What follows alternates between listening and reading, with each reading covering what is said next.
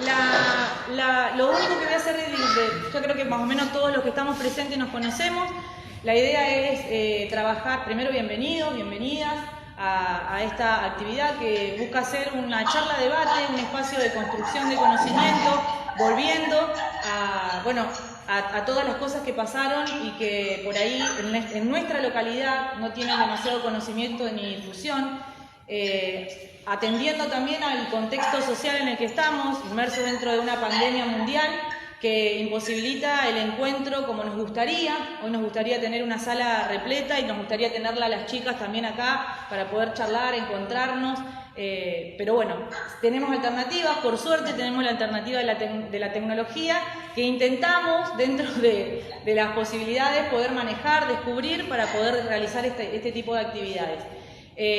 Yo, más que decirles que les agradezco que estén presentes, a la gente que está en el en vivo, recordarles que estamos en vivo por el Instagram de Todología, estamos en vivo por el Facebook de Monte de los Padres y también por la radio local FM Aeropuerto 106.1, a quien también le agradecemos la predisposición para poder ayudar a difundir este tipo de actividades que se desarrollan desde la comuna de Sauce Viejo. Sin más, las dejo. Ciudad. Bueno, como dijo Erika, en esta víspera de otro aniversario del golpe cívico-militar, desde el área de cultura y también desde el museo, que el museo siempre lo que estamos buscando es investigando y saber qué es lo que nos pasó a nosotros como comunidad y como en todas las distintas etapas que fuimos transcurriendo y que transcurre la historia de nuestro país. Encontramos esto, la situación de qué pasó en los años de la desindustrialización, o sea, después de haber un auge de que se cambió ese modelo agroexportador por un modelo de industrialización, en el cual las industrias y toda esta región empezó a cambiar, a crecer, y de mano de la clase trabajadora. Bueno, indagando, llegué hasta el archivo de la memoria y tuve, la posibilidad de conectarme con acá las investigadoras y las compañeras que ellas ya habían hecho una investigación sobre qué había sucedido en Fiat y sobre la clase trabajadora de los años 70. Y ellas son Carolina Brandolini, profesora de Historia de la Universidad Nacional del Litoral, y becaria doctoral del CONICET, quien ha investigado la experiencia de la clase trabajadora de Fiat Sauce Viejo desde una perspectiva de género. Y también María Virginia Pizarello, licenciada en Historia de la UNL y doctora en Historia de la Universidad Nacional de Córdoba, quien investiga sobre memorias y derechos humanos en la historia argentina. Bueno, las dejamos con ellas, que ellas son las investigadoras y las que nos van a poder ayudar acá para poder reflexionar y debatir sobre qué nos pasó y cuál es nuestro presente y nuestro futuro. Gracias.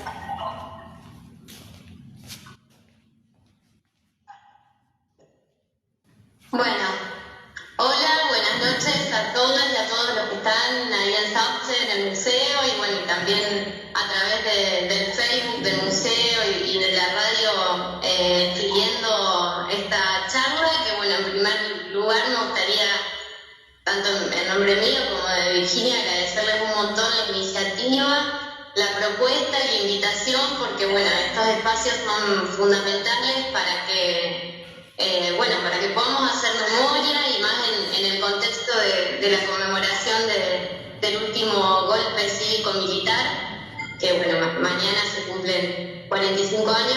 Este tipo de actividades nos parecen centrales y bueno, en ese sentido estamos muy contentas y alegres de haber recibido esta sesión para poder conversar y simplemente compartir algunas de las reflexiones y cuestiones e ideas a las que fuimos llegando en un largo proceso de investigación que ya cuenta con varios años y que bueno, que ahora ya está llegando a su momento final. Estamos escribiendo algunas cosas como para darle cierre, así que bueno, muy contentas por este encuentro, aunque sea virtual, es un encuentro y es más que válido.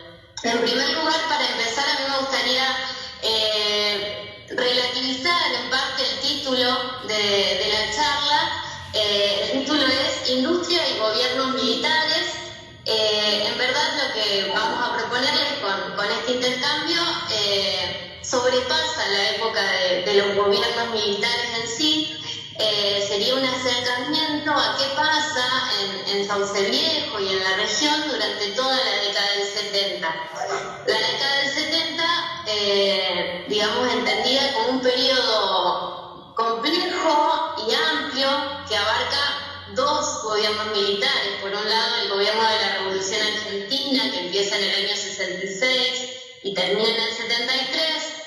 También el gobierno de la última dictadura militar, que comienza en el 76 y termina en el 83, y que también en la década del 70 incluye un gobierno democrático entre el 73 y el 76, que forma parte, digamos, de todo este periodo en muchas cuestiones. De hecho, muchas veces los procesos represivos que son más conocidos por ahí o que refieren más directamente a lo que sucede en la última dictadura, es posible también encontrar algunas de estas características en los años previos en relación a cómo la clase trabajadora se ve impactada por estas medidas. Sin dudas, el golpe de Estado de 1976 implica un salto muy importante, cualitativo, sobre los modos en que se ejerce la represión, pero hay algunas cuestiones y hay algunas acciones, tanto legales como ilegales, por parte del accionar del Estado que pueden rastrearse en los años previos. Y fundamentalmente esto es muy claro cuando miramos específicamente a la clase trabajadora. El proceso de desarticulación del gran movimiento obrero y de lucha que se da a partir de la dictadura tiene antecedentes clarísimos unos años antes. Esto como para empezar. Y bueno, básicamente, ¿por qué la década del 70? Porque, tanto en mi caso como en el caso de Diana Blanco, que es una compañera con la cual estamos investigando específicamente a Fiat Sauce Viejo desde hace algunos años ya, nos centramos en Fiat, y al centrarnos en Fiat, la historia de esta empresa en la región empieza en el año 1969, que es cuando la multinacional italiana, compra lo que hasta ese momento había sido una industria automotriz, que era la DKB, que se encontraba en una situación de crisis financiera. Entonces, a partir del año 69, se instala Fiat en la región. Fiat estaba en Argentina desde hacía algunos años antes, desde mediados de la década del 50, fundamentalmente con sus plantas cordobesas y también en el Palomar, en Buenos Aires. Y en el año 69 empieza, un tercer emprendimiento muy relevante por sus dimensiones en la zona del litoral, específicamente donde había estado DKB. Esta empresa arranca en el año 69 y para principios de la década del 80, fundamentalmente hacia el año 79-80, cierra. Si bien algún tipo de producción queda y se alarga durante la década del 80, ya no va a tener las dimensiones ni va a ser la misma empresa que sí existió durante la década del 70. Por eso el recorte por ahí está bien pensado en términos de poder charlar y compartir todo lo que sucedió a lo largo de esa década del 70, durante los gobiernos militares, pero también durante el periodo democrático. Bueno, a partir del año 69, cuando se instala Fiat a producir tractores, que traslada la fabricación de tractores desde la planta cordobesa hacia Sauce, comienza a desarrollarse en toda la región un crecimiento muy significativo, un crecimiento urbanístico y demográfico también. Fundamentalmente en la localidad de Santo Tomé, este proceso es clarísimo. La zona no tenía un perfil industrial muy claro hasta entonces, si bien había algunas empresas metalúrgicas de relevancia, como por ejemplo la TUL, Princeps y también la BACO. Es claramente a partir, además de la DKB que ya mencioné, es claramente a partir de la llegada de Fiat que la zona comienza a dinamizarse y muchas familias se instalan, tanto en Sauce Viejo como en Santo Tomé y en diversos barrios de Santa Fe también, al calor, digamos, del surgimiento de esta empresa que empieza con la producción de tractores y a los años crece e incorpora hacia el año 74 y el año 75 una fábrica de motores y también de camiones, de ensamblaje de camiones. O sea, el predio que originalmente había sido de DKB crece y llega a ampliar en el momento de auge, digamos, productivo a más de 4.500 personas, familias. Nosotras, bueno, además de las familias que están implicadas directamente con Fiat por percibir el salario proveniente de su trabajo allí, es impresionante la cantidad de pequeños y grandes y medianos talleres que se generan también en las localidades de alrededor, incluso en diversas partes de la provincia de Santa Fe, que son subsidiarias y que también, digamos, se generan o fomentan lo que podríamos decir un polo productivo. No es solamente Fiat empleando directamente a los obreros, sino también generando esos pequeños talleres que van a proveer autopiezas para la fabricación de los tractores, de los motores y de los camiones. Entonces el paisaje se transforma significativamente a partir de entonces. Y nosotros lo que tratamos de hacer a través de nuestra investigación es conocer, indagar y tratar de saber cómo vivía la comunidad obrera, lo que nosotros llamamos comunidad obrera, que se genera al calor del trabajo con esta empresa.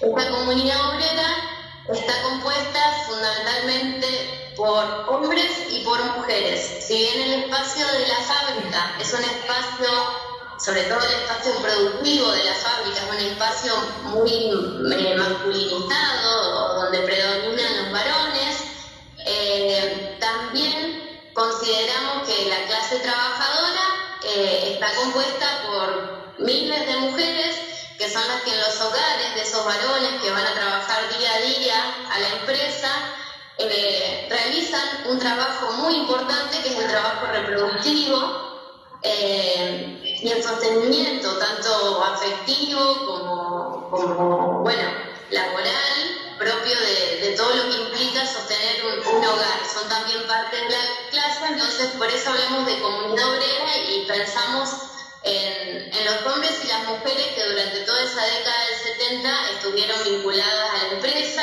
y bueno, y generaron una identidad muy fuerte en torno a la empresa y en torno al sentirse, digamos, una clase trabajadora. Además de los varones que trabajaban en la planta de tractores, de motores y de camiones, la empresa tenía muchísimo personal administrativo y entre el personal administrativo que se dividía en distintas secretarías, en distintas secciones, había y empleadas mujeres también. Entonces, bueno, a lo largo de los últimos años hemos podido entrevistar a muchísima gente que generosamente aceptó compartir sus historias de vida y sus memorias con nosotras y contarnos qué recordaban de aquella época. Y bueno, hemos realizado muchas entrevistas, tenemos más de 60 entrevistas a varones, a mujeres, a familias, a hijos, a hijas de personas que estuvieron vinculadas a la empresa.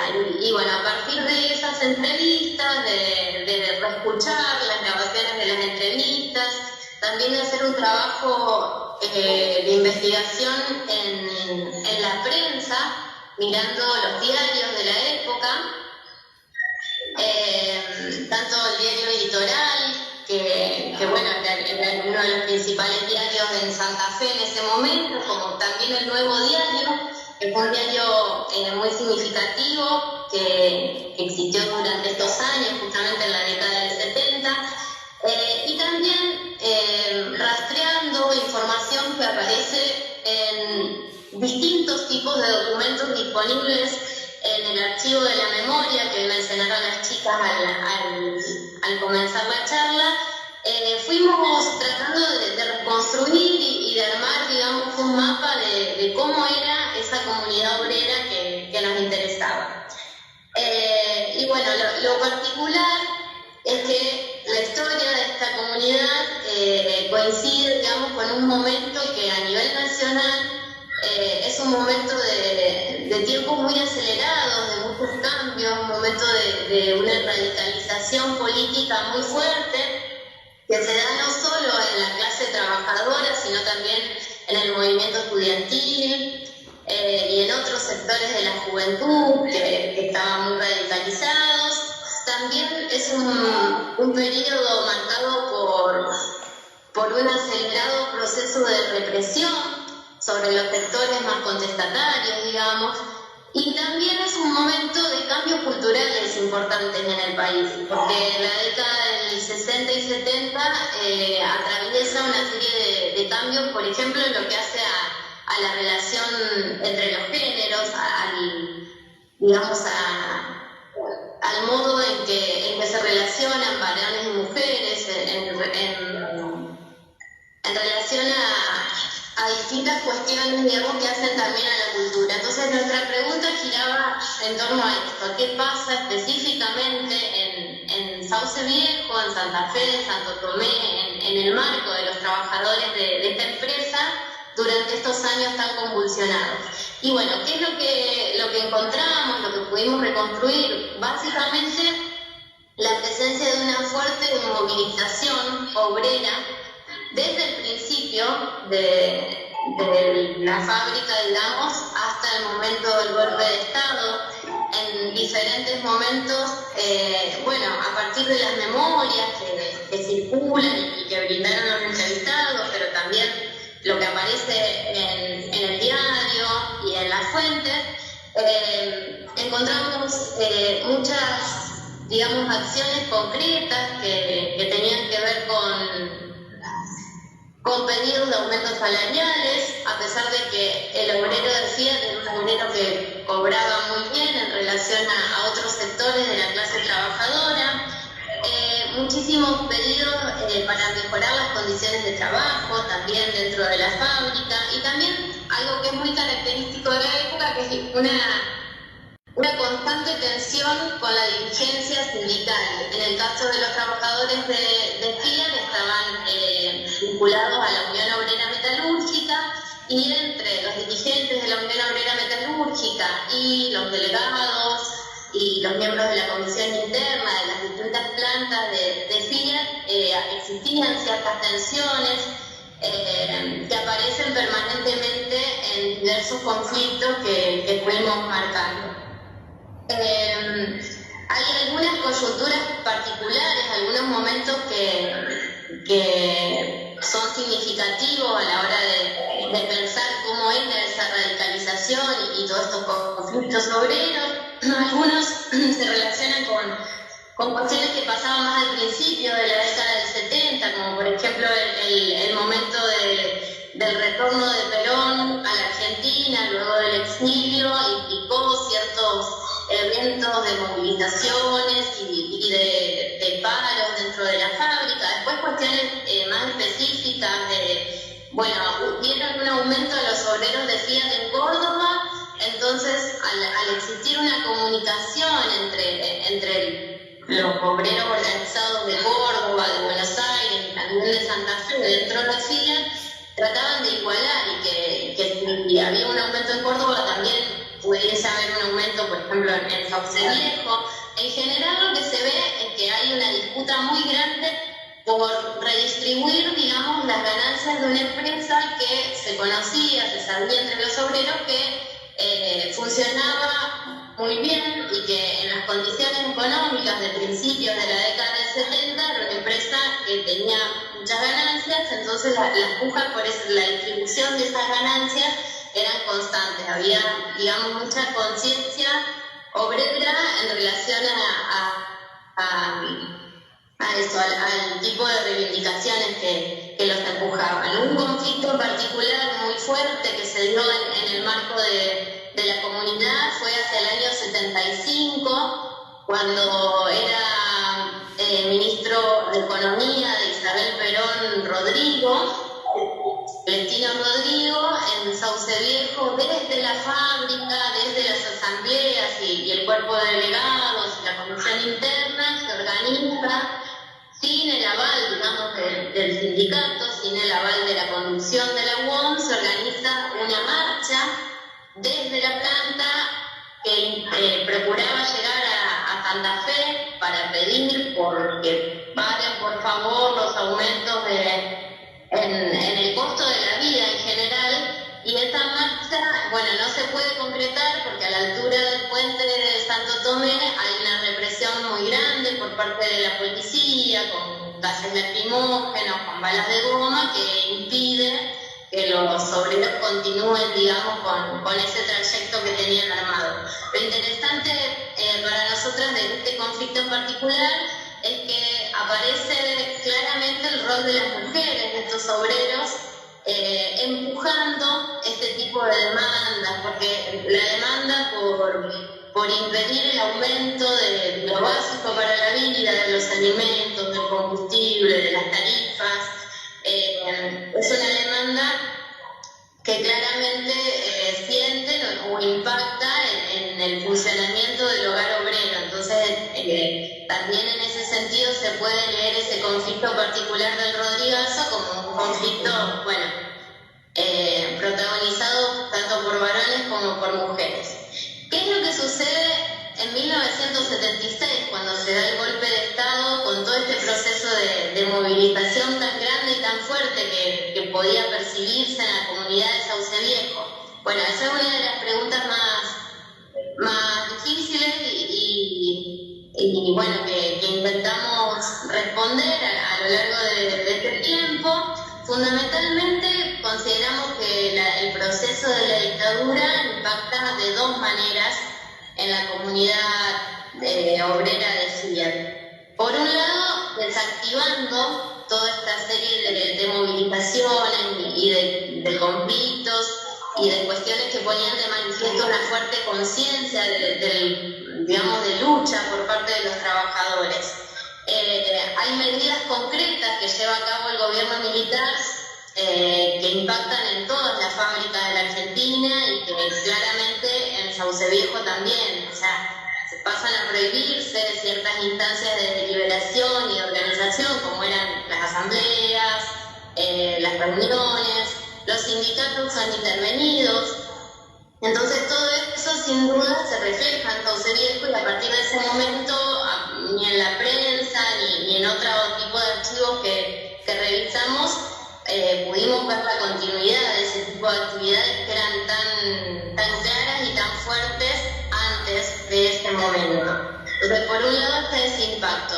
No quiero decir con esto que los obreros hayan bajado la cabeza y hayan dejado de pelear o de luchar o de ser conscientes de sus intereses a partir de esto, pero sí es claro que hay un impacto fuerte por parte de este tipo de medidas en el mundo laboral. Y fundamentalmente, lo veo a partir del golpe de Estado, ese impacto, o sea, la segunda cuestión que podemos marcar es un impacto económico fuerte, porque justamente a partir de ciertas medidas que toma el gobierno militar va a comenzar el proceso de desindustrialización de la zona. En buena medida, digamos, lo que termina siendo el retiro de SINDAC del territorio santafesino o su reconversión en una empresa que va a ser mucho menor a esta que estuvimos describiendo hasta ahora. O sea, Fiat llegó a emplear en 1975 4.500 personas directamente. Para 1979 solo 120 personas permanecían allí en un tipo de producción de tractores que era ya más, digamos, ya no era una fabricación como la de antes, sino que estaba más vinculada con el ensamblaje de piezas que se importaban. Entonces, lo que vemos claramente es un impacto económico en este sentido. No es que Fiat pierde con las políticas económicas de la dictadura, esto es importante entenderlo porque estamos hablando de una empresa de mucho poder económico, una empresa transnacional que tiene su producción, como se dice, diversificada. No solamente se dedica a producir, sino también tiene intereses en bolsa, digamos, cotiza en bolsa, puede valorizar su capital de otras maneras y además dentro de lo que es la producción tiene diversas patas donde seguir creciendo. También invierte en la construcción y en otro tipo de cuestiones, pero digamos que las condiciones económicas que genera la dictadura ya no le son convenientes a esta empresa como para que sostenga su emprendimiento en Sauce Viejo. Entonces, la producción de camiones y la producción de motores y todo eso se traslada a Córdoba, pero también a Chicada, y fundamentalmente la producción de tractores se va a ir a Brasil.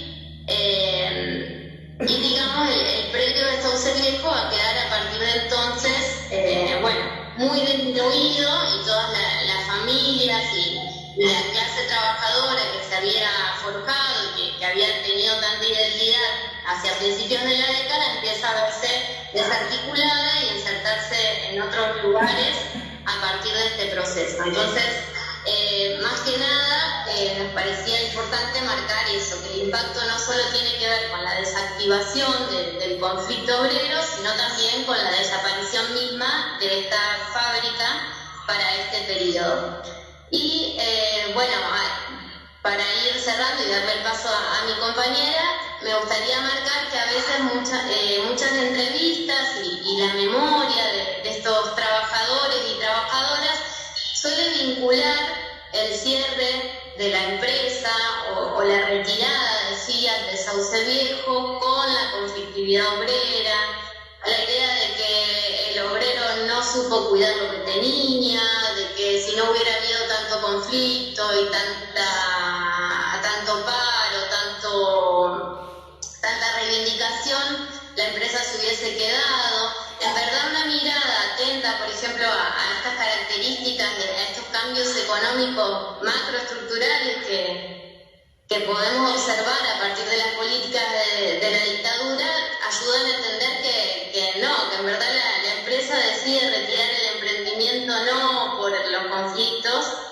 Sí, la empresa se beneficia de alguna manera del orden que empieza a instaurarse a partir de la aplicación de medidas que generan miedo y que hacen que mucha gente que militaba deje de militar, pero fundamentalmente la empresa no es que termina yéndose por el conflicto obrero, sino que se termina retirando y poniendo sus inversiones en otros sectores o en otros lugares, porque económicamente no cerraba, digamos, continuar con el predio de Sauce. Así que después estaría bueno si surgen intervenciones, anécdotas, preguntas, lo que sea, que podamos hacer un ida y vuelta a pesar de la virtualidad. Muchas gracias.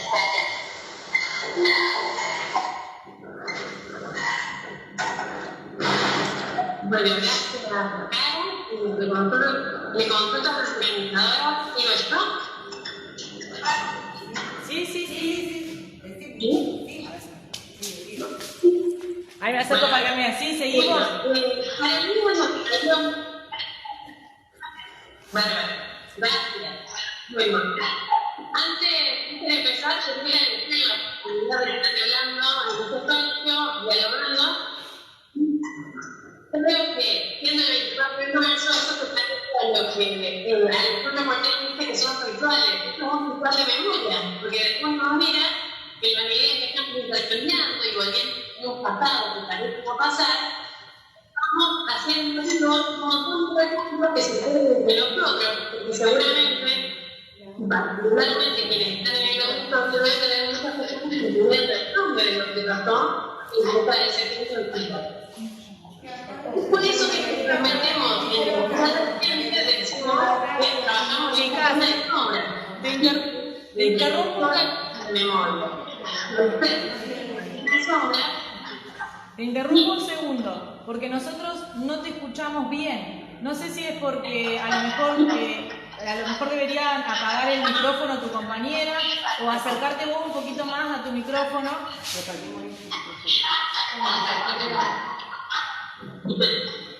No escuchar más. ¿Ahí se me escucha mejor? Sí. ¿No? Sí. Ahí. ¿Sí? Bien. ¿Sí? ¿Ahora sí? No. Bueno. ¿Sigo así? ¿No? Indíquenme cuando se escucha bien. Ya lo puse más fuerte. ¿Está bien? Bueno, entonces, les decía que agradezco la posibilidad de estar acá participando de algo que en Historia decimos se trata de un ritual de memoria, porque es un lugar en donde estamos actualizando un montón de memorias y de recuerdos que circulan entre nosotros, dado que probablemente muchos miembros del auditorio tengan recuerdos en primera persona de lo que pasó en Fiat y lo que pasó en Sauce Viejo en la década del 70. Yo en la década del 70 no había nacido, nací en la década del 80, vivía en Santo Tomé y tenía vecinos que eran ex obreros de la Fiat. Entonces, para mí sentarme a hablar ahora de algunas de estas cuestiones tiene también un toque personal. Y tiene un toque personal porque vivo muy cerca de Sauce Viejo, vivo en San Agustín.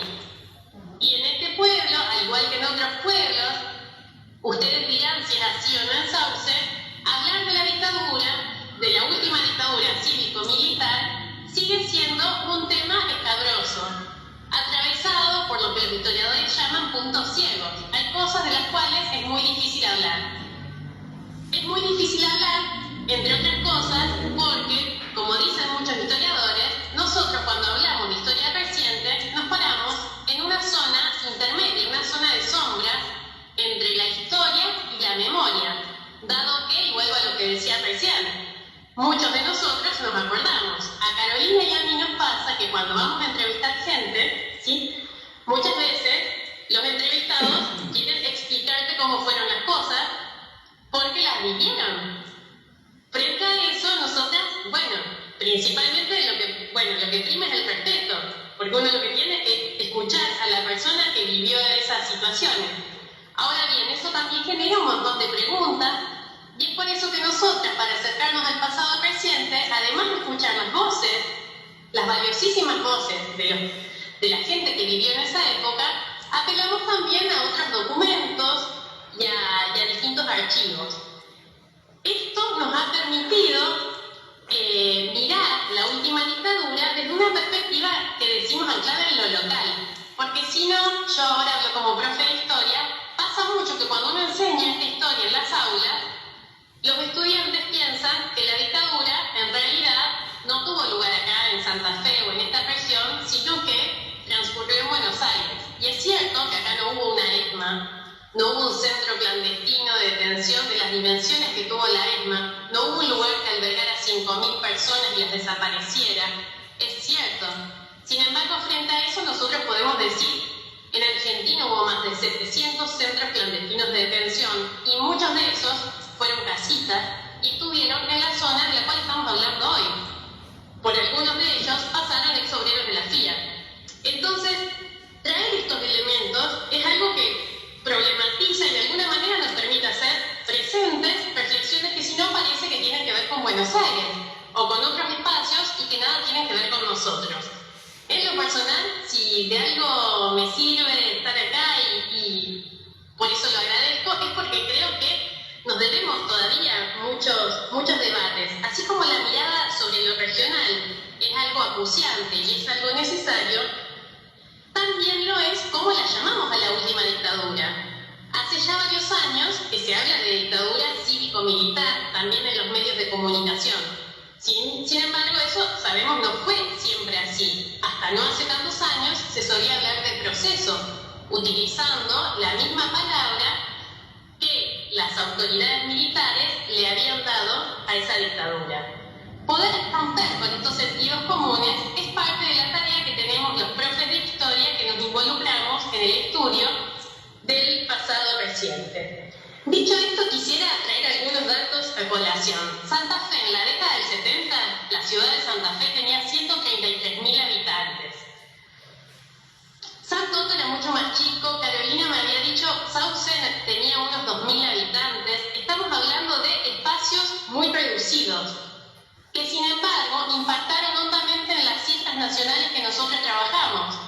O sea, aportaron, ¿sí?, a las listas que componen los 30.000 desaparecidos, los 8.625 presos políticos de la última dictadura cívico-militar y los 500.000 exiliados. Si hubo un aporte o una participación real de santafesinos, santotomecinos y particularmente de los habitantes de Sauce Viejo dentro de estas cifras, de lo que estamos hablando es de un problema, ¿sí?, que alcanza una serie de dimensiones muy importantes. Muy importantes en tanto y en cuanto, entre otras cosas, al entrevistar, acá cuento una anécdota personal, lo entrevisté a Hugo Sujo, lo entrevistamos con unos compañeros de la facultad hace muchos años. Hugo Sujo, el hermano de Silvia Sujo, que fue asesinada años atrás. Bueno, Hugo contaba, Hugo era de Rafaela, que lo habían secuestrado en Rafaela, lo trajeron en el baúl de un Falcon hasta Santa Fe. Él estuvo detenido en algunas casitas que no han sido identificadas aún, que están entre Santo Tomé y Sauce Viejo. Bueno, después de haber estado ahí, sigue su historia, el tema es que logra escaparse. Y cuando se escapa, ¿cómo hace para escaparse y llegar a Brasil? Su epopeya tiene varios pasos, pero el paso fundamental es que logra mimetizarse con los obreros de la Fiat. Se pone a hacer dedo en un lugar en Santa Fe y el que lo sube al camión para llevarlo, en realidad Hugo quería llegar a Rosario, llegó a Rosario, es un señor, un camionero que pensaba que Hugo iba a trabajar en la Fiat. Si la Fiat era un punto de referencia tan importante, merece un capítulo aparte, creo yo, y sobre eso saben más Carolina y Diana, cuando estamos analizando este periodo. Así como venía esta anécdota de Hugo, también me pasó que entrevisté a expresos políticos de la cárcel de Coronda y ellos, cuando hablaban de los traslados, concretamente de traslados muy particulares y en condiciones terribles de resistencia, y nos explicaban cómo habían sido trasladados, el lugar desde el cual se había llevado adelante el traslado es desde el aeropuerto de Sauce. Entonces, si queremos hablar de la dictadura en Sauce, tenemos muchas puntas a partir de las cuales comenzar a trabajar. Varias de estas cosas, a su vez, deben circular hoy en día como memorias, algunas memorias que probablemente son subterráneas, o memorias sueltas, como dice Steve Stern, porque probablemente no existe una historia emblemática o una memoria emblemática, no existe una única memoria de lo que pasó en Sauce durante la última dictadura, como no existe una única memoria de lo que pasó en Santa Fe o en Argentina durante la última dictadura. Ahora bien, que no existe esa única memoria no significa que existan memorias sueltas. Parte de nuestro oficio es recoger esas memorias sueltas. Y me parece, a título personal, que un espacio como este es un espacio para que puedan emerger estas memorias sueltas, pero ya para ir dando forma a esto que aparece como una deuda de alguna manera dentro de la historia argentina, que es la construcción de una memoria emblemática sobre un periodo de la historia tan particular. Y me echo acá con otra cuestión.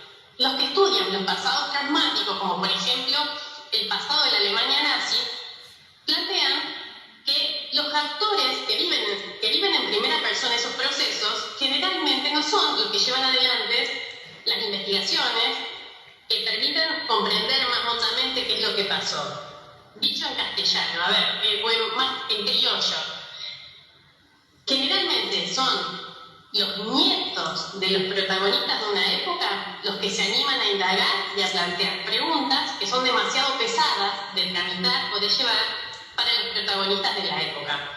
Quienes preguntaron a sus padres y a sus abuelos en Alemania sobre el modo en el cual se habían comprometido o no con Hitler fueron los jóvenes de la década del 70, del 80, mientras que los contemporáneos no lo pudieron hacer. en Argentina hace 45 años, ¿sí?, que tuvo lugar el golpe de Estado. Y es ahora el momento en el cual están emergiendo un montón de preguntas, dudas, cuestionamientos que en otros momentos no se habían materializado, no se habían expresado. Eso dicen que tiene que ver, o los que estudian esto plantean, que está atado a los tiempos sociales de la memoria, porque las sociedades no siempre podemos escuchar algunas cosas y sobre todo no siempre podemos preguntar. Es por eso que esta historia, que para un chico del secundario pasó en la prehistoria, porque imagínense que cuando uno entra a un aula y habla de un pasado, de hechos que ocurrieron, no sé, los disturbios en el puente carretero a los cuales aludía Carolina recién, tuvieron lugar en 1975. 1975 es el pasado ultra remoto para muchos de los estudiantes con los que nos encontramos hoy en día. Sin embargo, para varios de nosotros sigue siendo un tiempo presente. Y ese es el desafío con el cual nos encontramos. El desafío de hacer presente un pasado que por otra parte parece no pasar. Entonces, por más que uno quiera que el pasado drene y que funcione en la memoria y el olvido como funcionan para otros periodos de la historia argentina, parece ser que en este periodo esa conjunción no se da de un modo natural. Entonces, espacios como este son invitaciones a seguir discutiendo sobre la memoria, a seguir discutiendo sobre la historia y sobre todo son grandes espacios para habilitar la escucha y seguramente construir preguntas o interpretaciones que nos permitan pensar en un futuro más interesante que el presente que estamos transitando. Así que bueno, yo quería plantear esas cosas y dejo el lugar a mi compañera o a los compañeros para que continúe este espacio. Muchas gracias.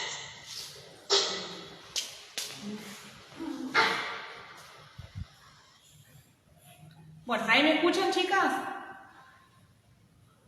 Bien, vamos a ver si... Yo tengo una pregunta, pero antes vamos a preguntarle a cualquiera de las otras personas que están presentes si por ahí hay algo que quieran consultarle a las chicas.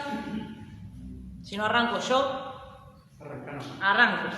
Yo estuve anotando un par de cosas mientras iban contando la cuestión de Fiat, y una de las dudas que me surgió es saber si cuando empezaron la investigación hay una sincronía entre lo que ustedes veían que reportaban los medios de comunicación en ese momento y la realidad de las entrevistas de la gente que la vivió, digamos, si era similar lo que se leía en el medio de comunicación masivo, diario, o los archivos que pudieron ir de la radio, del diario, de lo que se usaba en ese momento, y la historia que ustedes recopilaron de esas personas a las que entrevistaron, ¿tenían una relación o estaban muy dispares? ¿Contesto? Sí. Ahí está. Bueno, ¿hablo? Sí. Está muy buena la inquietud y la pregunta porque permite contar un poco cómo trabajamos al momento de leer la fuente, ya sean en el diario o en los archivos de inteligencia que recién mencioné, que fueron también un insumo importante para reconstruir las distintas situaciones de conflicto. Obviamente, como sigue ocurriendo en la actualidad, cada diario tiene una mirada particular y un recorte particular de los acontecimientos, y lo mismo sucede con cada persona que brinda su testimonio, digamos. Muchas veces es posible, a pesar de que la línea del diario a lo mejor intentaba ocultar las razones por las cuales se movilizaban los obreros de Fiat, o algunos obreros de Fiat y otros no, al citar textualmente la expresión de un obrero que estaba en la asamblea y se acerca al entrevistador y le hace una pregunta y le responde, a lo mejor aunque la línea del diario no concuerde con lo que afirmaba ese obrero, el recurso del diario mismo nos permite acercarnos al modo en que pensaba esa persona, más allá de digamos, del interés de la nota en sí. Eso sucede todo el tiempo, digamos, muchas veces, o también fundamentalmente con las fotografías. A veces la nota dice algo muy lavadito sobre lo que estaba pasando, pero se acompaña con una fotografía que da cuenta de un amontonadero de gente impresionante, entonces uno dice, bueno, no, entonces tan leve no fue este conflicto. Digamos, siempre es posible leer la información de las distintas fuentes desde distintos puntos de vista. Había importantes diferencias entre los dos diarios que mencioné hoy. Por ejemplo, la mirada del diario El Litoral no era la misma por lo general de lo que era el Nuevo Diario. El Nuevo Diario por lo general cubría más lo que estaba pasando en la fábrica y le daba más representación a las voces disidentes de la conducción sindical de ese momento. Bueno, hay distancias entre lo que pensaban distintos trabajadores y las líneas de los diarios. También el diario le da la voz a la empresa. Muchas veces aparecen comunicados oficiales de Fiat en el diario que ayudan a comprender, bueno, qué responde la empresa ante el pedido de la clase trabajadora. Lo mismo también hacia distintos partidos políticos que opinan sobre lo que está sucediendo en Fiat, o la misma voz de la UOM y demás. Siempre es cuestión de tomar la fuente y leerla, lo que en Italia se dice a veces a contrapelo, tratar de saber qué distinta información podemos obtener y cuántas voces aparecen manifiestas en algo que parece tener una sola línea, en verdad. Para agregarle algo ahí de lo que dice Luciana. Carolina, ¿me escuchás? ¿Me escuchás, Carolina? Yo con vos hablé por teléfono, no nos pudimos encontrar. Escucha. Yo con vos hablé por teléfono, charlamos, pero no nos pudimos encontrar por la pandemia. Lo que comentamos de los dos diarios santafesinos, el Litoral forma parte de la sociedad patricia oligárquica santafesina. Y el Nuevo Diario de aquella época, en cierta medida, estaba manejado por trabajadores de prensa. De ahí la diferencia de vista en los conflictos que se sucedían en Santa Fe. Si tomamos, el poder siempre te da una historia y que muchas veces el pueblo las asume como propia y en contra de sus intereses. Si tomamos como verdad eso que decís, que la empresa se fue por los conflictos, también se tendría que haber ido de Córdoba, porque las conducciones sindicales de aquella época eran muchísimo más revolucionarias que Santa Fe y estaban manejadas por el Citran de Salamanca. Entonces, con ese argumento no es real lo que dicen los grupos concentrados de la economía santafesina. Eso por un lado. No, y sumo algo más. El diario Litoral todavía persiste, ¿no? Y el Nuevo Diario tuvo poca vida. Eso también es un indicio de cómo se construyen los mensajes. A mí me interesaría saber, no sé si puedo hablar. Sí, te están escuchando. No, cuando ustedes, no sé cuál de las dos dijo, hicieron una mirada de género de la FIA. Más allá de que las mujeres sostenían la tarea doméstica, descubrieron algo más. Cuando la fábrica cerró, se produjo una gran crisis social, familiar. Muchos hombres se alcoholizaron, o sea, hubo todo un tema, las mujeres tuvieron que salir, ¿no?, a bancar la comida. O sea, ¿qué es lo que registraron concretamente de los géneros durante la FIAT y los militares? Virginia. Aquí estoy. Me parece que la que estudió eso es Carolina. Yo en realidad no he trabajado en un enfoque de género, así que a lo mejor Caro es la persona indicada ahora para respondernos. igualmente gracias por la pregunta. Sí, bueno, totalmente de acuerdo, primero con la primera intervención, no alcanzo a ver bien, no sé con quién hablé por teléfono el nombre de la persona que habló, después nos quedamos en contacto. Con Carlos Raviol. Bueno, ahora me acuerdo. Bueno, sí, yo traje a colación porque hay muchas veces en las memorias aparece esa idea de que el obrero fue el culpable del cierre de la fábrica, pero en verdad en el mismo transcurrir de las entrevistas uno puede ya llegar a la conclusión de que no, de que eso no es así, y muy buena la mención que haces al caso de Córdoba, donde la combatividad era mucho mayor y sin embargo Fiat se quedó y no se fue de allí. Entonces, evidentemente, para leer el retiro de la planta de Sauce Viejo no hay que mirar qué estaba pasando en otras cosas. O sea, evidentemente a la multinacional ya no le era económicamente factible continuar con la producción en Fiat Sauce Viejo, a pesar de que en el año 76 llegaron a hacerse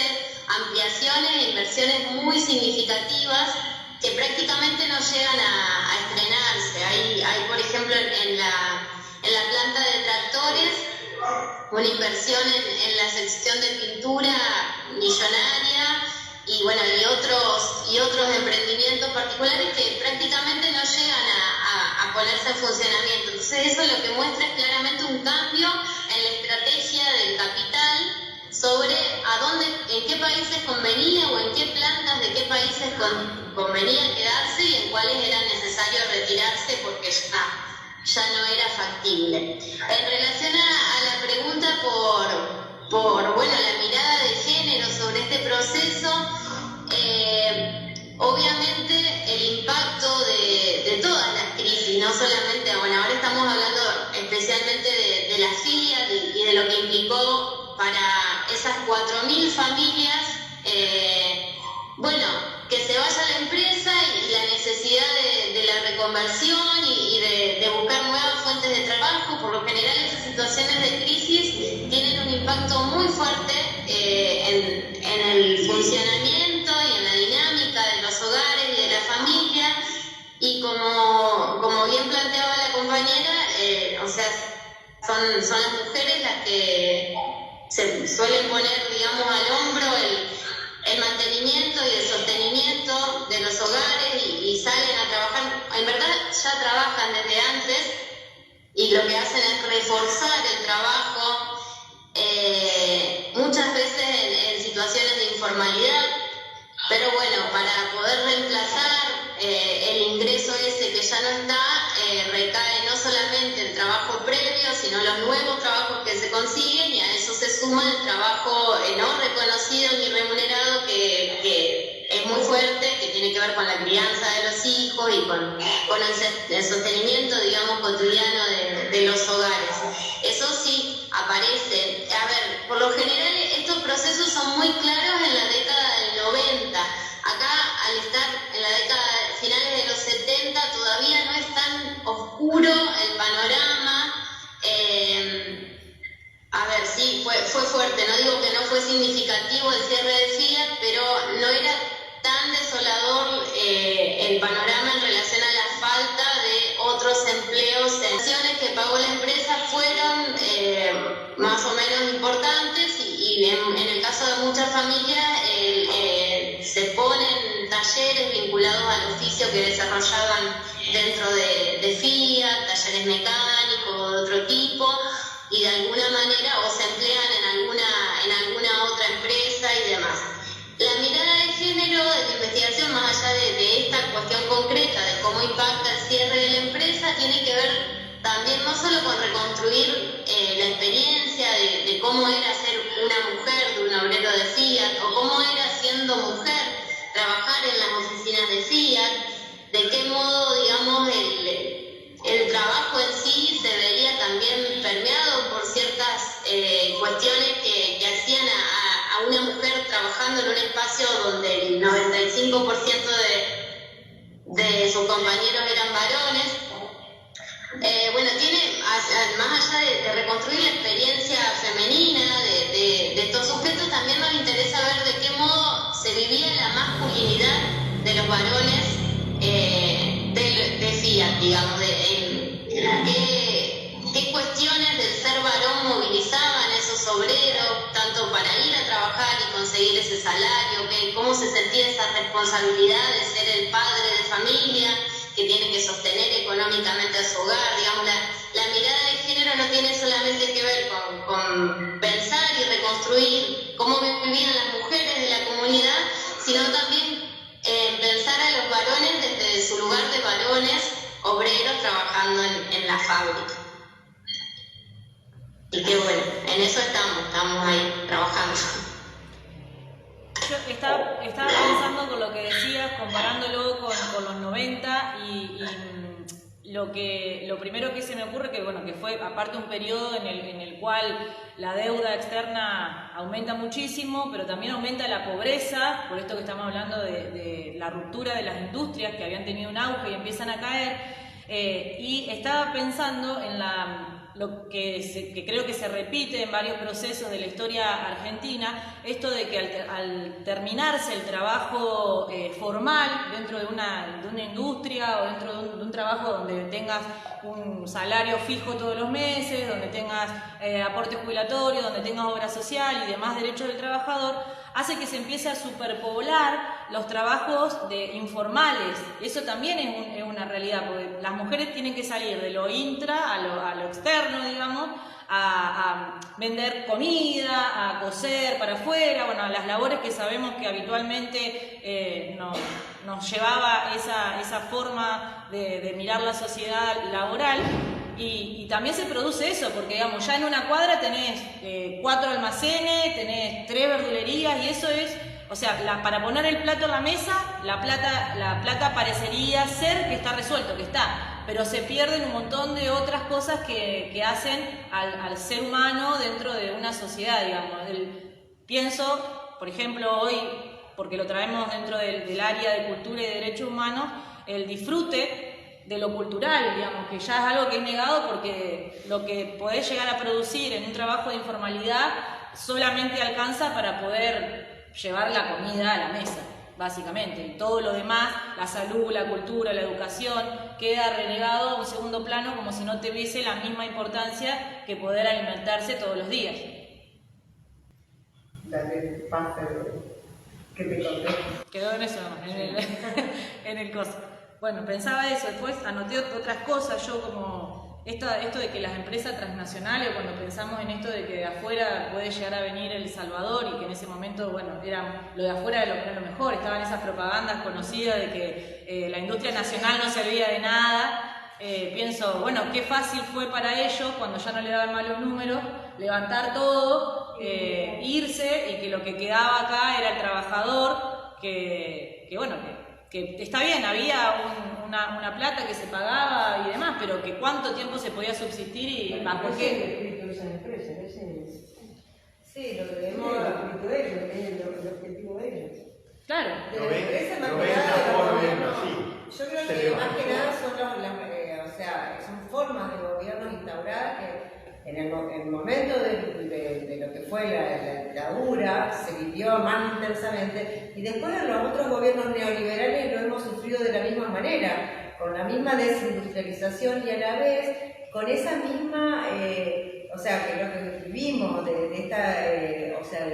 lo que los medios hegemónicos nos hacen, lo que dijo el señor, a pensar de que el obrero es el culpable, porque hoy lo charlamos con Carolina, yo soy hija de un trabajador de Fiat, y él me planteó la misma situación, y sí, pero las corporaciones, él lo vivió desde ese lugar, porque él no militaba, y yo lo planteaba desde otro lugar, y lo entiendo, de que es toda esa bajada de línea de los medios hegemónicos y de la misma sociedad que imponía que tenían que creer que eran ellos los culpables, y no la situación económica que no solo era una crisis mundial, sino que las mismas las mismas métodos económicos y recetas económicas que estaba teniendo la dictadura no eran óptimas ni para la población ni para la clase trabajadora. De hecho, esas fueron las grandes movilizaciones de los movimientos, tanto sindicales, estudiantiles, lo que decían las chicas.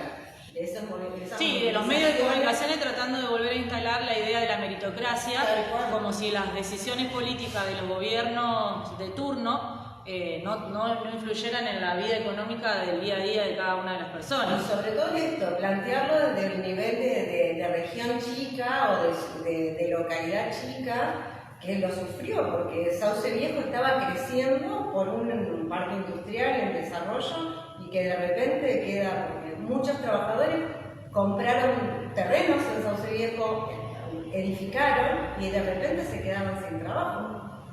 Eso es también todo el repensar cómo pasó, o sea, qué nos pasó como sociedad. Y bueno, buenísimo que las chicas están... Yo creo que también el poder mediático, no únicamente los gobiernos neoliberales o militares, sino que hoy mismo es que realmente te va cambiando la cabeza, te va haciendo que la culpa es tuya, que no te puedes comprar aire acondicionado porque para tal cosa, no puedes ir de vacaciones, o que no puedes pedir un aumento como piden. Nos damos cuenta con los docentes cuando se van a un paro por pedir un 35% con una inflación del 50%, y dicen, no pido mucho. O sea, y el medio de comunicación te pone en contra de la sociedad, o sea, van para donde quieren, y sobre todo los medios importantes como tenemos Litoral, que es el único diario que quedó, como tenemos Telefe, como tenemos Canal 13, como tenemos todo lo que estamos viendo, que realmente te lleva a uno a pensar en encasillarse y pensar en lo que nos están poniendo los medios, o sea, la información que nos dan nos va absorbiendo, y después decimos, y capaz que es verdad que no tenemos que tener vacaciones. Tiene una influencia como para crear la duda. Pero es el poder que va quedando, el gobierno neoliberal, el militar, el poder mediático o el poder judicial, son los dos poderes que realmente existen en toda la historia. Perdón, creo que un poquito nos estamos yendo un poco por la rama.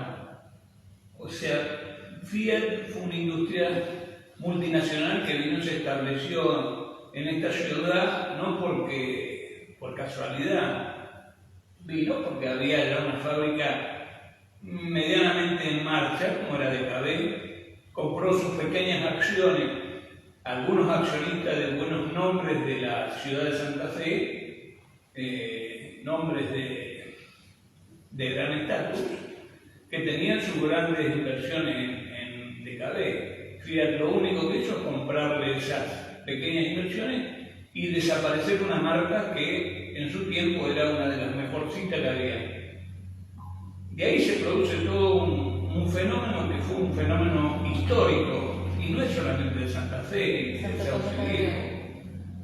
Un problema político nacional. Yo recuerdo en épocas de militancia obrera, luchar por determinadas banderas, que habían muchas dentro de la fábrica. No éramos solamente peronistas radicales o no, habían socialistas, habían comunistas, habían todo un espectro bastante amplio de gente que pensaba distinto. Esas fueron las cosas que nos llevaron a pensar en su momento que los sindicatos eran de nosotros, no eran de los pequeños 4 o 5 vivos que estaban puestos a dedos en la dirección de nuestro sindicato. Eso nos lleva a las movilizaciones, más todos los conflictos nacionales que había, por ganancia, digamos, porque uno, siendo obrero, pretende mejorar su situación, como cualquiera que pone su pequeña. Lo que pasó con Fiat fue muy sencillo, a mi entender. Se ha producido una revuelta industrial donde había países que ofrecían mejores lugares para trabajar para las industrias. Porque nosotros pensamos acá todos que somos personas dentro de una fábrica, Y ellos en la práctica, en la realidad, nosotros somos números dentro de una fábrica. Y nos manejaban, y se manejan con números. Yo, fulano de tal era, eso, a ver, si hago memoria, el 437 era, creo que era mi número de ficha. Y eso servía para la industria, no servía como persona. He conocido gente dentro de Fiat que eran rengas, pobrecitos, ¿no? Que tenían invalidez. Digo, ya no, ¿cómo? Si a mí me hicieron realización médica, me recibían esto.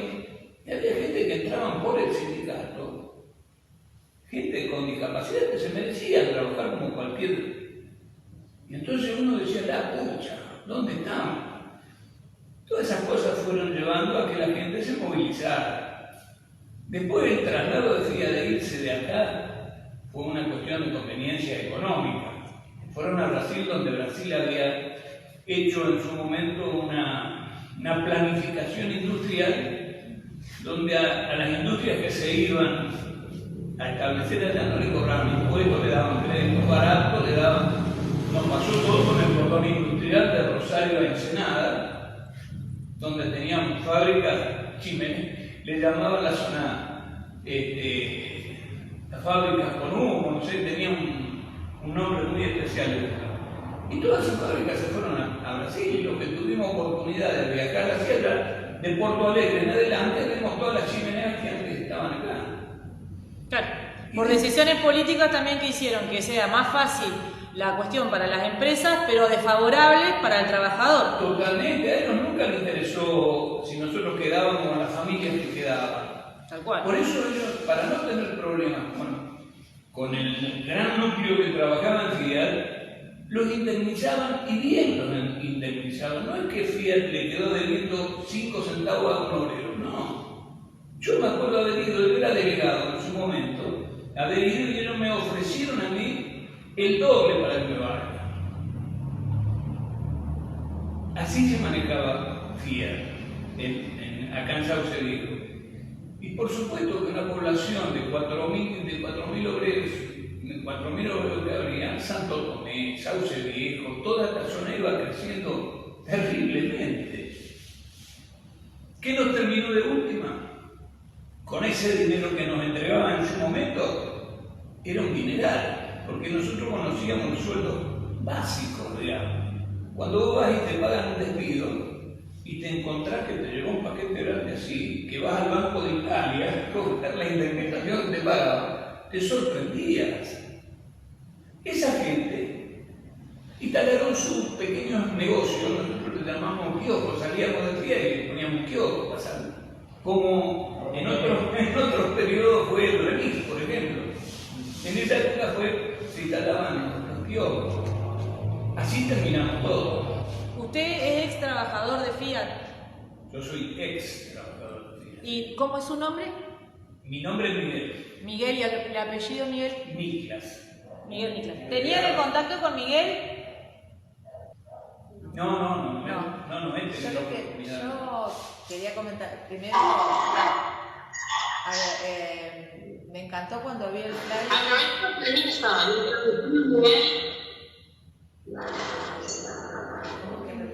No te... Permiso, aprovecho la intervención de Miguel y me parece que varias intervenciones van en el mismo sentido. Y creo que lo podemos en este caso que las historias individuales nos devuelven una a lo social. Es algo que se utiliza en la memoria, porque nadie puede construir una memoria social encerrado entre 4 paredes, sino que se construyen a partir del diálogo y que todo enfoque sobre la historia reciente debe nutrirse sí o sí de estas memorias. Y son estos espacios públicos los espacios privilegiados para que circulen. Ahora bien, una deuda pendiente de la historia es escribir, por ejemplo, la historia de Sauce Viejo. Desde esta perspectiva, atenta a las cuestiones de género, atenta también a lo que pasó en los últimos 45 o 50 años en la región. Eso todavía es una tarea pendiente. Entiendo que espacios como este sirven para tomar conciencia de estas deudas pendientes, pero también para impulsarnos a avanzar en ese sentido. Y doy un ejemplo nada más, lo último que quisiera decir. Cuando nos sentamos a escribir la historia de los desaparecidos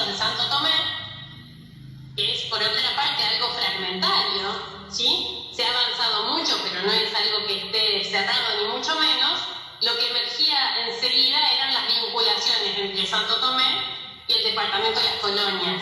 Muchas de las personas que desaparecen en Santoto venían de las colonias, de los pueblos de la zona.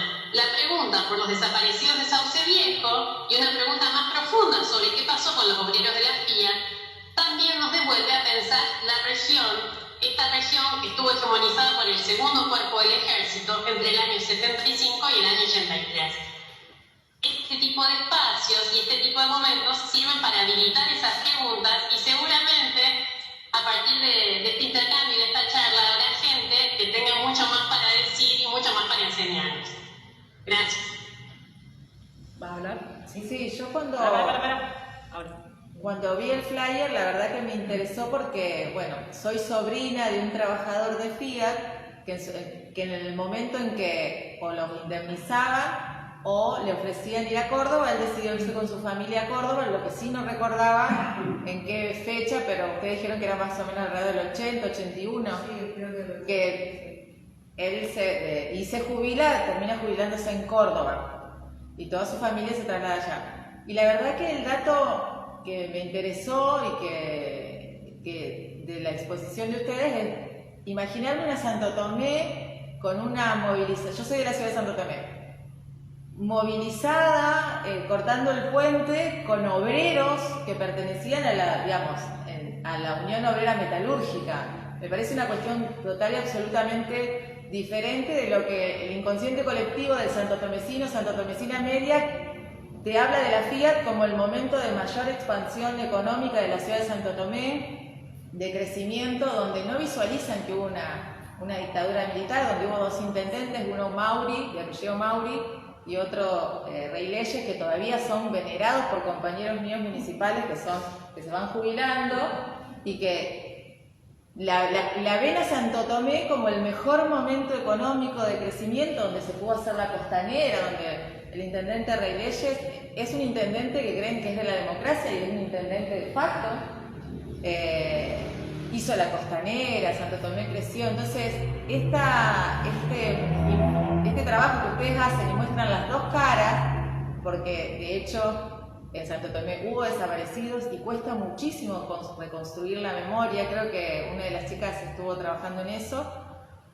Y la verdad que es muy loco verlas, digamos, como las dos realidades, las dos Santo Tomé, y de hecho en mi familia, bueno, son temas que aún hoy no se debaten, no tienen esa mirada de que hubo una dictadura, de que en ese momento sucedían cosas en Santo Tomé. De hecho, bueno, la investigación sobre la casita nunca se ha podido descubrir el lugar, dónde, bueno, y muchas cosas más que en general aún hoy en Santo Tomé.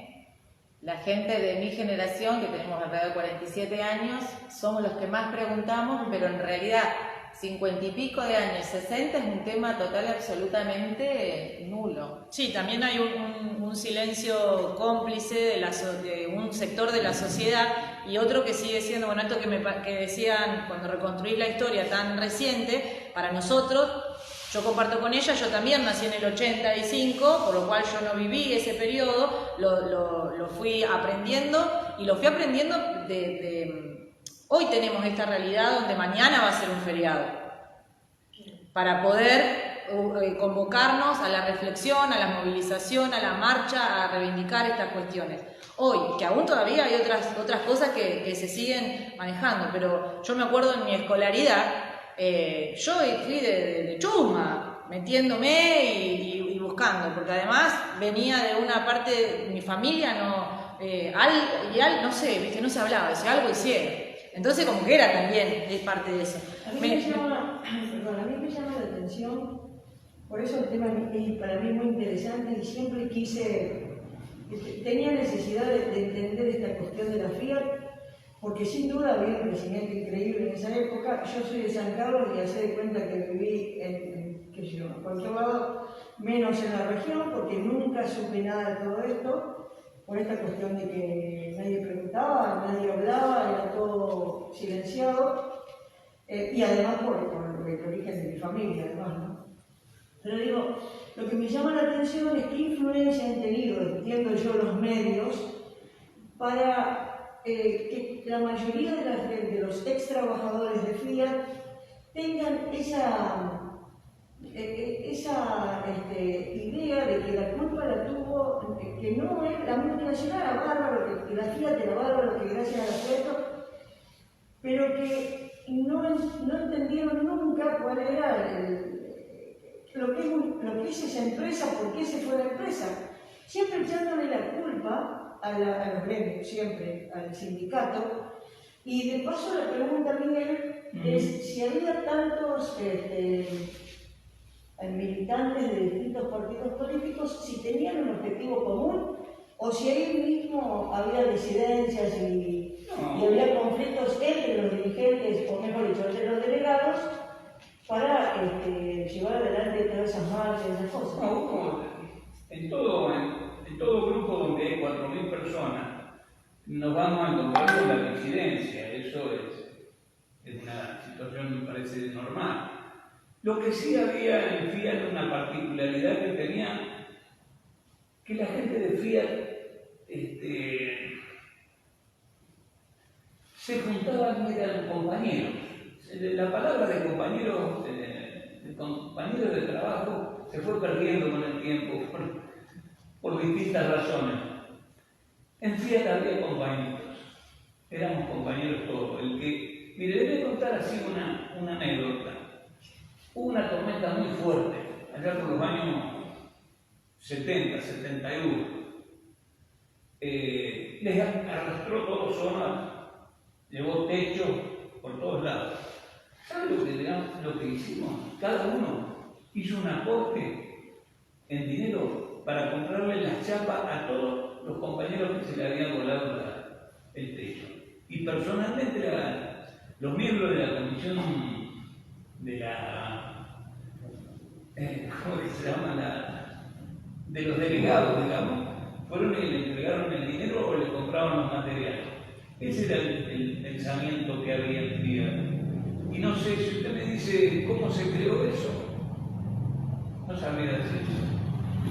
Creo que el obrero en especial tiene un pensamiento único, que conoce lo que es el trabajo y de ahí se agarra. Las otras cosas que decían, por ejemplo, que la Fiat se había ido, que escuchaba acá, decían se había ido porque acá se robaba, acá se hacían paros, eso son mentiras. Ese es lo que la gente dice. He escuchado tantas estupideces de gente que ni conocían lo que era la Fiat. La influencia de los medios también. Y no, pero se robaban motores. ¿A dónde un obrero puede sacar un motor? En el bolsillo se puede llevar unos tornillos que le hacían falta por la ventana, en la casa. Los que se robaban y los que llevaban lindo eran los que estaban allá arriba. ¿Cómo está ocurriendo actualmente? Siempre. Sí, y la idea, la experiencia que usted contaba, que es sumamente importante para gobiernos que no han sido elegidos por el voto popular, que han sido impuestos, tratar de desarticular los espacios de encuentro, de empatía, como el que usted estaba contando. O sea, ¿cómo se va a seguir con eso? Si yo sigo con eso y lo que quiero hacer es dominarlos, no les genero el espacio de encuentro, de discusión, de conocer al otro, de saber qué problema está teniendo y en qué puedo colaborar y en qué puedo ayudar. Y tampoco puedo discutir de cuáles son mis derechos y qué es lo que puedo mejorar de mi vida. Y bueno, esa cuestión ideológica, cultural, está marcada en todas las decisiones de un gobierno no democrático que viene a romper y hablar del sistema económico del neoliberalismo, que viene directamente a desarticular cualquier organización que pueda llegar a existir. Total, lo que pasa es que el neoliberalismo de los años 60 al neoliberalismo que tenemos hoy es totalmente distinto. Ha cambiado su forma de actuar.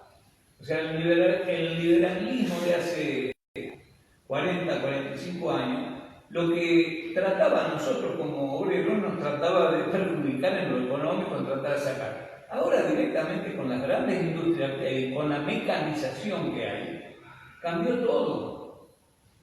Un obrero, si se queja, reemplaza con una computadora. Tal cual. A mí me sorprende muchas veces ir a negocios donde vos veías que había 30, 40 personas trabajando Resulta que entras hoy y te encontrás con 2 o 3 y todo está con el aparatito afuera y así vamos, así es, son los problemas que vamos trasladando. O sea, en lo social estamos cada vez peor, no solamente porque hay una manga de atorrantes que se llevan todo y dejan muy poco. La repartija es malísima. Cada vez van creciendo más las vidas, cada vez van exigiendo, cada vez van apareciendo más chicos que salen a robar, que se drogan, pero es porque el sistema nos está llevando.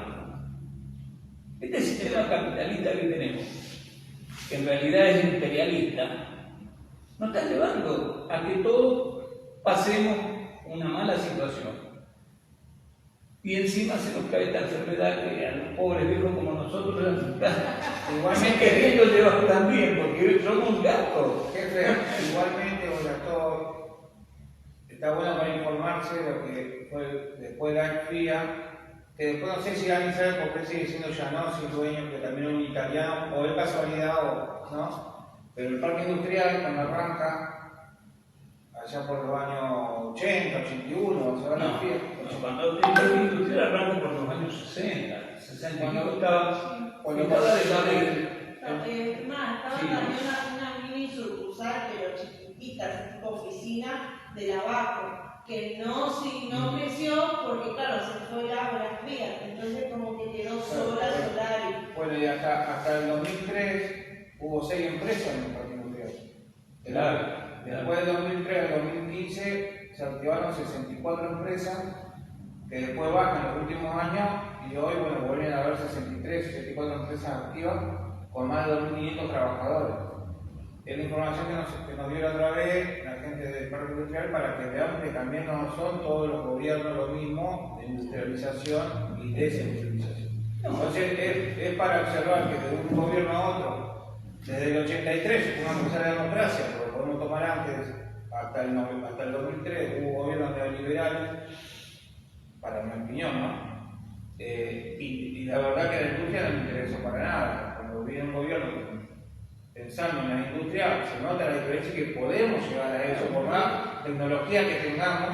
Hoy el parque industrial tiene más de 2.500 trabajadores y trabajadoras y está cada vez más. Hoy están, después nos valoró la pandemia y demás, pero últimamente empezó a crecer un poco más. Sí, yo te doy un ejemplo clarito de lo que fue el gobierno militar. Hubo un ministro de Economía que dijo, los que tenemos años nos vamos a acordar, que dijo Argentina tiene que ser agrícola ganadera. La industria no existe. Y así obró en consecuencia los militares. No nos vayamos muy lejos. Macri dijo, antes de ser presidente, si los chinos hacen tractores, nosotros tenemos soja, ¿para qué vamos a hacer tractores nosotros? Démosle la soja. Claro. Pero quería decirle un ejemplo, señor, usted que le llamaba la atención de por qué FIA se fue y los obreros se sienten resentidos. A mí me llama la atención que los obreros sigan pensando que la culpa es de los 4 o 5 que robaban. No. Le doy, hay muchos ejemplos en la Argentina, pero le doy uno solo. Si usted va al norte de la provincia, hay gente que le dice que la forestal había traído desarrollo. Sí, totalmente. Sí, y tiene una explotación más terrible que la forestal. Por eso me interesaba escuchar esto, porque para escuchar todas las campanas me interesaba escuchar esto, que es la historia, la revisión de la historia, sobre todo en los medios. A mí lo que me da vuelta siempre son los medios. Yo creo que los medios tienen todo el poder que influencia permanentemente a la sociedad en todos los tiempos, ¿verdad? Son cíclicos. Entonces, te digo, ¿qué poder tenían los medios, en ese caso electoral, que sigue estando vivo y coleante, el litoral, para que pero la gente que yo pude hablar en algún momento, pensando todo eso sobre todo, sigue diciendo que no, la culpa la tenían los que robaban, nosotros, no le echaban nunca la culpa a la multinacional ni a los gobiernos, sino la culpa era del tipo que iba a trabajar. Bueno, pero usted fíjese el litoral. la década del 60, el 70. La gente no lo esperaba en la puerta para leer lo que decía el litoral toda la tarde. Claro, Y esa era en esa época a las informaciones, a los diarios se les llamaba el cuarto poder. Bueno, ahora pasa lo mismo con Argentina. Ahora es el cuarto poder. No, me quería sumar a lo que dijo usted, Miguel, de por qué se fue la fila. Es parte de eso. Pero usted vea toda la industrialización que tuvo la Argentina a partir del 50, todo ese desarrollo industrial que tuvo.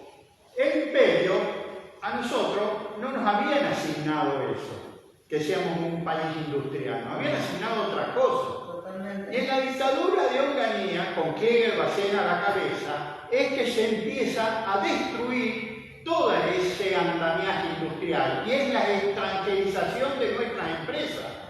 Después se siguió profundizando hasta hoy, que no tenemos nada, porque si usted agarra el río Paraná, el Rosario y todo eso, no es nuestro. Entonces, la FIAT se va también por un problema económico interno y también por una decisión política del imperio, que acá no tenía que estar la FIAT. Porque el gobierno tampoco en ese momento defendió la posición, la postura del laburante. Se sumaba a los lineamientos del imperio. Exactamente, por eso digo. Sauce tendría que llegar hasta Desvío, o sea, Desvío pertenece a Sauce, pero pertenecía. Motivo, circunstancia, hay muchas versiones, también cuestiones políticas. Yo quiero hacer una pregunta ya que usted es delegado. No, era. Bueno, era delegada.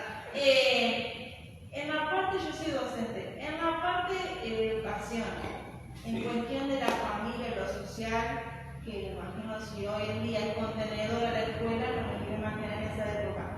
¿Había una ayuda escolar o algo parecido para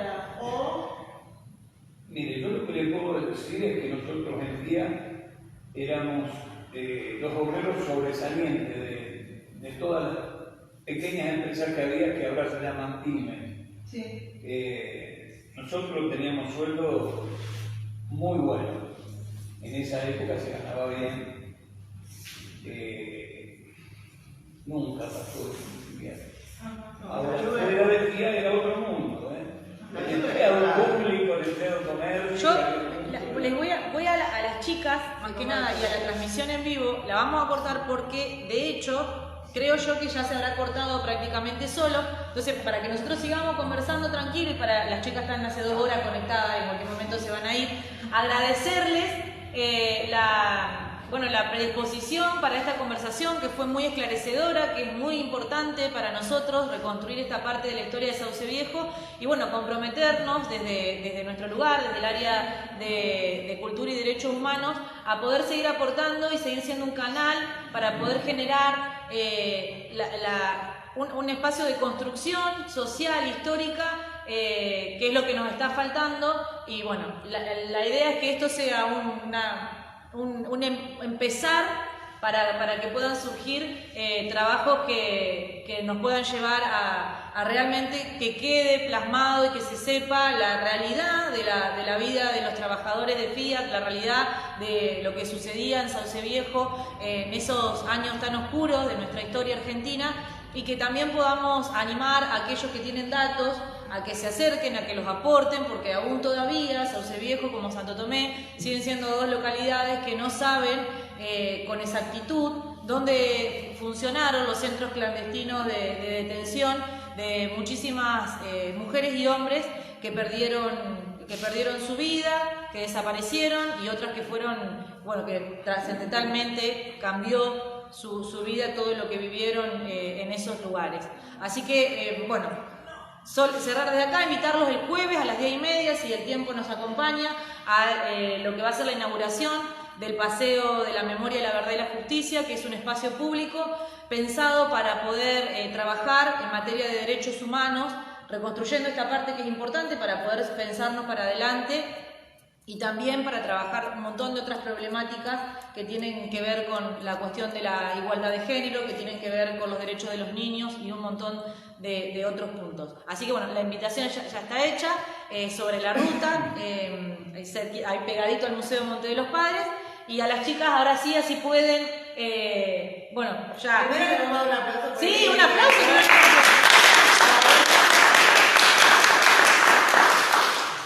Gracias, chicas. Muchísimas gracias por este aporte que han generado esto. Gracias a ustedes. Gracias a ustedes y felicitaciones por la iniciativa y bueno, ojalá que se puedan quedar y seguir discutiendo todo lo que tengan ganas de discutir. Después quedamos en contacto con las chicas porque como remarcaron es muy importante que puedan aportar sus memorias, indicios, recuerdos, concretamente sobre el proceso, digamos, que inicia la dictadura en la fábrica, si tienen información sobre o recuerdos de personas que hayan sufrido directamente la represión, bueno, cualquier dato es importantísimo porque estamos tratando de reconstruir eso y no es sencillo, así que nada mejor que la palabra circulando, cuestión que favorece muchísimo este tipo de actividades, así que felicitaciones y gracias a todos. Bueno, nosotros nos comprometemos a hacer el contacto entre Sí, ellos. con él, con él con vamos ellas a... y después las conectamos. Sí, gracias. sí, con ustedes ya lo tienen. ¡Chao, chicas! Chao. Vamos a liberarla.